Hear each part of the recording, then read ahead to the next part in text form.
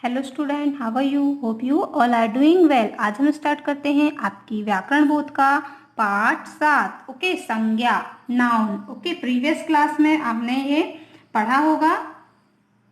Previous class में noun की definition और उसके प्रकार आपने पढ़ा होगा। इस क्लास में भी दिया हुआ है ये सब, बट हम इसे और डिटेल में पढ़ेंगे। ओके, सो आपको पता होगा कि नाउन किसे कहते हैं, संज्ञा किसे कहते हैं ना। किसी व्यक्ति, वस्तु, स्थान, प्राणी या भाव के नाम को हम क्या कहते हैं, संज्ञा कहते हैं। आई होप आपको ये डेफिनेशन अभी भी लर्न होगी अच्छे से ना। वही डेफिनेशन आपको इस क्लास में भी आपको पढ़नी है। ओके, सो किसी व्यक्ति, प्राणी, स्थान, वस्तु और भाव के नाम को संज्ञा कहते हैं। फॉर एग्जाम्पल देखिए, व्यक्ति के नाम में जैसे मोहन, राम, कृष्ण, सरदार पटेल, शोभा आदि। ओके, मतलब इसके अलावा और भी नाम हो सकते हैं जो व्यक्ति में आएंगे। ओके, क्योंकि किसी भी व्यक्ति का नाम हो सकता है। ठीक है, उसके अलावा देखिए प्राणी में जैसे दिया है स्त्री, बालक, मनुष्य, पशु, पक्षी आदि। स्थान में दिया है यहाँ पर देखिए दिल्ली, मुंबई, गांव, मैदान, विद्यालय आदि। इसके अलावा और भी प्लेस हो सकते हैं, जैसे पार्क वगैरह हो गया है ना, या फिर हॉस्पिटल वगैरह हो गया, तो ये क्या है, प्लेस है। ओके, वस्तु में देखिए दूध, पानी, पुस्तक, फल, रेलगाड़ी आदि। और भी इसमें वस्तु में आ सकते हैं, जैसे कुर्सी, टेबल। ठीक है ना। नेक्स्ट देखिए भाव में, जैसे जिससे भाव प्रकट हो ना, झूठ, सच्चाई, पशुता, चौड़ाई, प्रेम। ओके, ये है संज्ञा। ठीक है ना, किसी व्यक्ति, प्राणी, स्थान, वस्तु और भाव के नाम को संज्ञा कहते हैं। ठीक है ना। अब हम पढ़ते हैं संज्ञा के भेद, मीन संज्ञा के प्रकार। तो संज्ञा के 3 भेद हैं। ठीक है, संज्ञा के 3 भेद बताए गए हैं।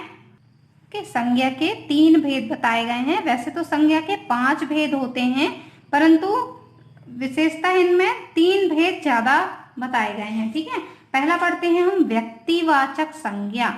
ठीक है, व्यक्तिवाचक संज्ञा, जैसा कि यहाँ पर नाम से ही स्पष्ट है, व्यक्ति है ना, व्यक्ति विशेष के लिए। व्यक्तिवाचक संज्ञा में किसी पर्सनल, उसी के लिए जो बोला गया हो, विशेष, व्यक्ति विशेष हो गया है ना, स्थान विशेष या वस्तु विशेष के लिए जिसमें बोला गया हो, तो उसे हम कहेंगे कि यह व्यक्तिवाचक संज्ञा है। ओके, जिस संज्ञा से किसी व्यक्ति विशेष, स्थान विशेष और वस्तु विशेष का बोध हो, उसे व्यक्तिवाचक संज्ञा कहते हैं। फॉर एग्जाम्पल देखिए, जैसे श्री राम, विशाखा, चेतक, हिमालय, गंगा आदि। ये ऐसे नाम हैं जो किसी विशेष के लिए यूज किया जाता है, स्पेशल व्यक्ति, स्थान या वस्तु के लिए यूज किया जाता है ना। जैसे श्री राम, तो श्री राम जो है वह एक ही है ना, बहुत सारे तो है नहीं, तो यह क्या, व्यक्ति विशेष। ठीक है ना, क्या है ये, व्यक्ति विशेष। और जैसे विशाखा, किसी का नाम होगा विशाखा, तो वह पर्सनली उसी को बोला जा रहा है। चेतक, चेतक जो है वह क्या है, एक घोड़े का नाम है।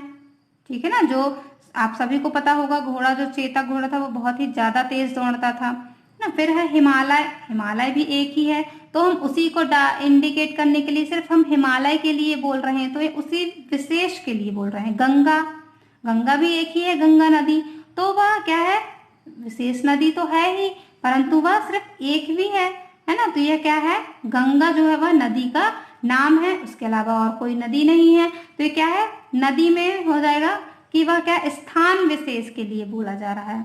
ओके, तो यह है क्या, व्यक्तिवाचक संज्ञा, जब हम किसी पर्सनली, उन्हें विशेष तौर पर सिर्फ उन्हीं के लिए हम बोलते हैं। ठीक है ना, जैसे व्यक्ति हो गया, स्थान हो गया या वस्तु हो गया, जब हम उन्हीं के लिए स्पेशल कुछ बोलते हैं तो वह क्या है, व्यक्तिवाचक संज्ञा। ओके, नेक्स्ट पढ़ते हैं हम जातिवाचक संज्ञा। इसमें भी जैसे जाति के बारे में बताया जा रहा है कि किसी भी व्यक्ति, वस्तु या प्राणी की जाति।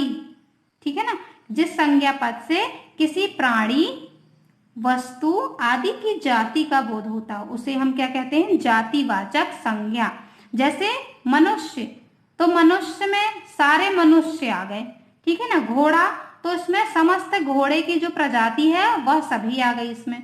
चिड़िया, तो चिड़िया में जितने प्रकार की इनकी जातियां होती हैं ना, प्रजातियां होती हैं इनकी, तो वो सभी किस में आएंगे, इस चिड़िया शब्द में। वैसे ही पर्वत, पुस्तक, मंदिर, जितने भी मंदिर आते हैं वो सब किस में आएंगे, जातिवाचक में। सुनार, फल आदि, ठीक है। तो यहाँ जो ये शब्द हैं वह इनकी मनुष्य की, घोड़े की, चिड़िया, पर्वत, पुस्तक, ये उनकी जाति के लिए प्रयोग किया गया है ना। इसमें यह शब्द जो है यह उनकी पूरी जाति का बोध कराता है। हम किसी एक के लिए नहीं बोल रहे हैं। यदि हम जातिवाचक संज्ञा बोल रहे हैं तो जैसे चिड़िया के लिए बोल रहे हैं तो चिड़िया में जितने भी उनकी प्रजातियां होती हैं उन सभी के लिए हम बोल रहे हैं। तो ये क्या है, जातिवाचक संज्ञा, ठीक है। अब नेक्स्ट पढ़ते हैं हम भाववाचक संज्ञा, ठीक है ना। भाव में जैसे पढ़ना, लिखना, सुंदरता, खट्टा, मीठा, है ना। तो ये क्या है, भाववाचक संज्ञा। जिन संज्ञा पदों से पदार्थों के धर्म, गुण, दोष, अवस्था और विभिन्न व्यापार आदि का बोध होता है उन्हें भाववाचक संज्ञा कहते हैं। ये गुण, दोष, भाव, धर्म आदि प्रायः अमूर्त होते हैं, है ना, अमूर्त होते हैं। जैसे पढ़ाई, है ना, ये हम महसूस कर सकते हैं, ठीक है ना। इन्हें हम अलग से किसी को बता नहीं सकते कि ये है भाव, परंतु हम उसे फील करते हैं ना, महसूस करते हैं। तो ये क्या है, भाव है। जैसे पढ़ाई, सुंदरता, बुढ़ापा, कौशल, धैर्य, लड़कपन, तरुणाई। ओके, ये क्या है, जैसे लड़कपन, तरुणाई, यह क्या है, बुढ़ापा, अवस्था के बारे में है ना। यह एक भाव है जो एक निश्चित ही है कि जो आना ही है, ठीक है ना। और जैसे पढ़ाई वह धर्म है, सुंदरता भी जो कुदरती देन होती है, ठीक है ना। ये सभी क्या है, गुण है, ठीक है। अब इसमें देखिए विशेष में कुछ विद्वान अंग्रेजी व्याकरण के अनुसार समुदायवाचक संज्ञा और द्रव्यवाचक संज्ञा ये दो भेद और मानते हैं। जैसा कि मैंने आपको अभी बताया कि वैसे तो संज्ञा होती है 5 प्रकार की, परंतु अधिकतर करके ये 3 प्रकार की संज्ञा जो है हम इन्हें अच्छे से पढ़ते हैं, है ना। और भी 2 प्रकार की, जैसे इंग्लिश वगैरह में समुदाय मतलब जैसे कलेक्टिव नाउन और द्रव्यवाचक मतलब मटेरियल नाउन पढ़ते होंगे, आप भी इंग्लिश में पढ़े होंगे। तो ये इसी के लिए बताया गया है कि कुछ विद्वान अंग्रेजी व्याकरण के अनुसार समुदायवाचक संज्ञा और द्रव्यवाचक संज्ञा ये 2 भेद और भी मानते हैं। अधिकांश विद्वान इसका समावेश जातिवाचक संज्ञा के अंतर्गत ही करते हैं। ओके ओके स्टूडेंट्स, तो नाउ योर होमवर्क। बाकी के जो ये 2 प्रकार और बताए गए हैं इन्हें हम अपने नेक्स्ट वीडियो में पढ़ेंगे। तब तक के लिए आपके लिए होमवर्क क्या है कि आप संज्ञा की परिभाषा, एग्जाम्पल और संज्ञा के भेद अच्छे से आप लर्न करेंगे। Okay students, bye bye, have a good day.